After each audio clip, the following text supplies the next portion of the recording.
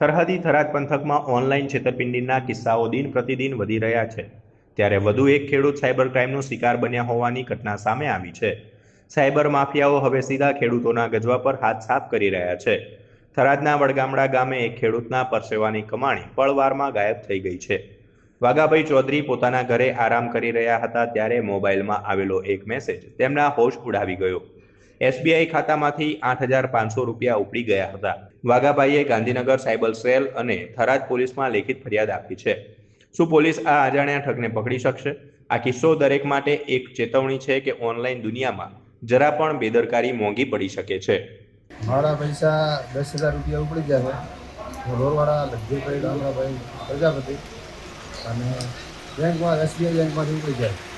કઈ રીતે ઉપડ્યા એ મને કોઈ ખબર જ નથી. ઉપડી જાય મેસેજ કોઈ આવ્યો નથી સાહેબ. અને એવા 100 લોકોના ઉપડ્યા, મારા એકલા નથી ઉપડ્યા. તમને ખબર કઈ રીતે પડે?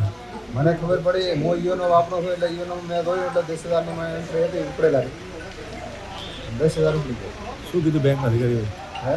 બેંકવાળા શું કહે? બેંકવાળા કે એવું ફ્રોડ ચાલે છે એટલે કે પૈસા ઘણા ભૈયાને ઉપડી જાય.